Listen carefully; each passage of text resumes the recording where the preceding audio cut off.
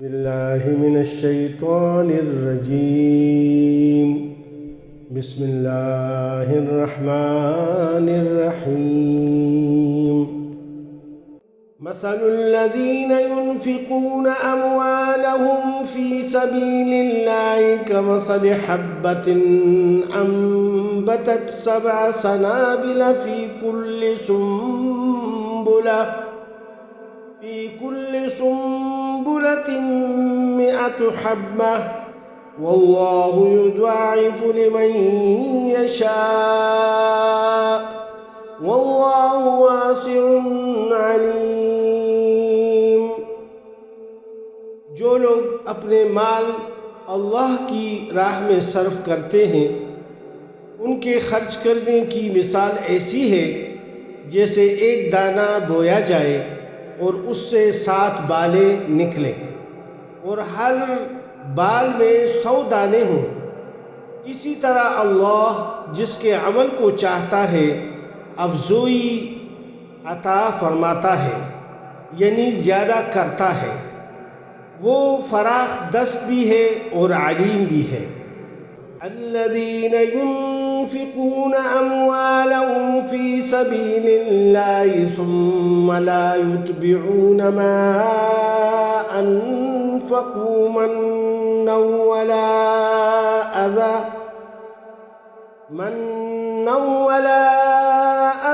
لهم أجرهم عند ربهم ولا خوف عليهم ولا هم يحزنون.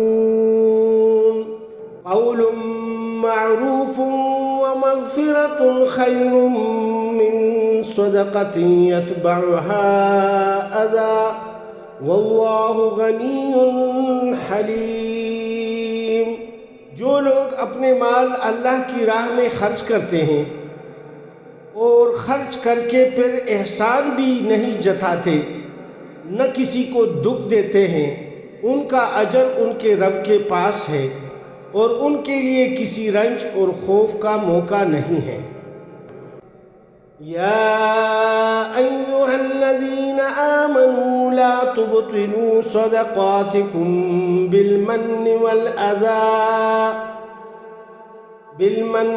والأذى كالذي ينفق ماله رئاء الناس ولا يؤمن بالله واليوم الآخر فمثله كمثل صفوان عليه تراب فأصابه وابل فتركه صلدا لا يقدرون على شيء مما كسبوا والله لا يهدي القوم الكافرين.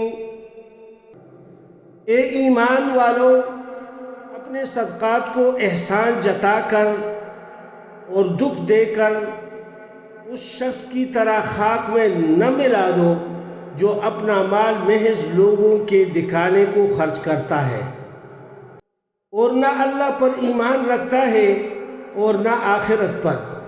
اس کے خرچ کی مثال ایسی ہے جیسے ایک چٹان تھی جس پر مٹی کی تہ جمی ہوئی تھی. اس پر جب زور کا میںہ برسا تو ساری مٹی بہہ گئی اور صاف چٹان کی چٹان رہ گئی. ایسے لوگ اپنے نزدیک خیرات کر کے جو نیکی کماتے ہیں اس سے کچھ بھی ان کے ہاتھ نہیں آتا، اور کافروں کو سیدھی راہ دکھانا اللہ کا دستور نہیں ہے.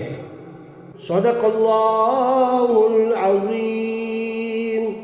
سچ فرمایا اللہ رب العزت نے.